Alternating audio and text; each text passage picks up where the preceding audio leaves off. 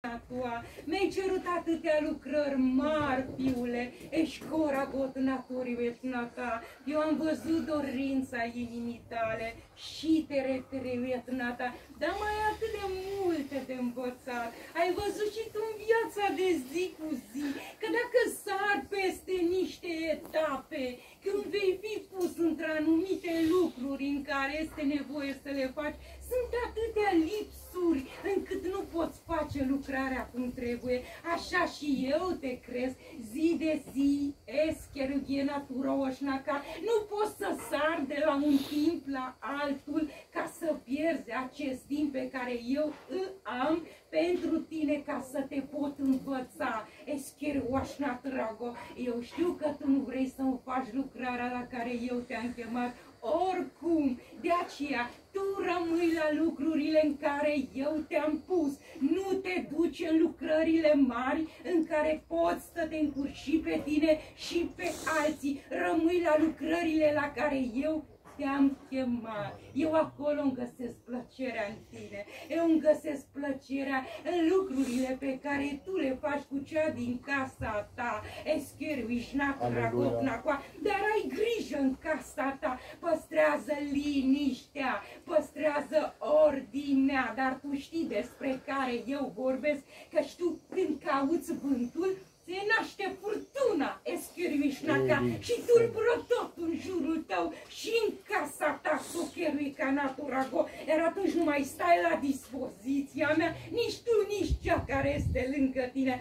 Dacă ai ști tu cât mă folosesc, ești coraoga natunacoa, când ești în starea dorită de mine, nu vrei tu mie să-mi fii plăcut așa, nu te duce mai departe decât eu te trimit, nu te băga în lucrurile în care nu te privesc, ci stai deoparte, privește și învață. Acum este timpul învățării, ca să înveți să fii un vas destoinic și folositor. Ai văzut în viața de zi cu zi câte multe lucruri îți lipsesc, pe care nu le poți îndeplini și zici, vai cât de greu îmi este. În lucrarea mea nu este așa, pentru că l-ai vroșmaș pe cel rău și el nu te va ierta.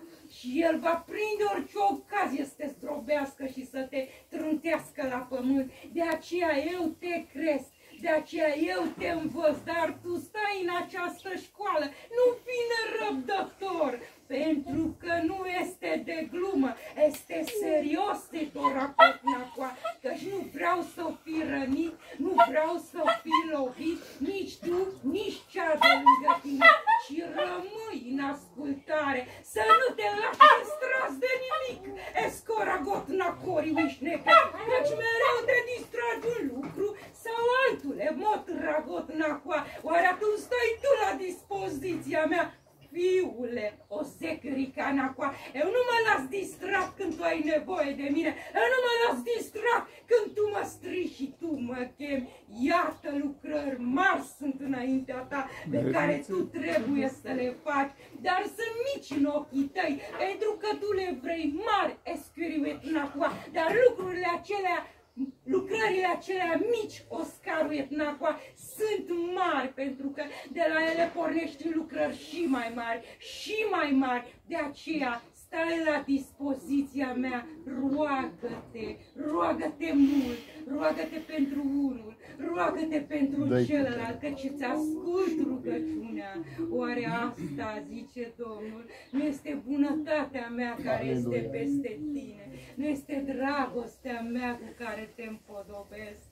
Esgora o atânatos ghelechenacoreue. De aceea tot ce nu-ți iese, lasă și așteaptă și rămâi doar în ascultare de mine, ca eu să-mi fac lucrarea la care eu te-am chemat. O, fiul meu iubit, dacă ai ști câte sunt pregătite pentru ființa ta, nu mai fi nerăbdător, nu mai fi ca un copil care aleargă într-o parte și într-alta. Stai liniștit la pieptul meu, căci ai multe de învățat. Trebuie să știi să înveți să mergi, Trebuie să știi să înveți să mergi când e frig, când e furtună, când e vânt, când sunt nenorociri. Trebuie să înveți să treci peste toate lucrurile. Trebuie să înveți să vorbești. Trebuie să înveți să asculți. Trebuie să înveți să te înfrânezi.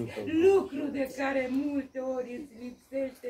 Și te prinzi, smod ragotnacoa, cu garda în jos și fără armătură. Multe lucruri trebuie să înveți ca să-ți iasă lucrarea bună la care eu te-am chemat. Iisus Hristos e Domnul care s-a coborât în trup să-ți vorbească. Amin.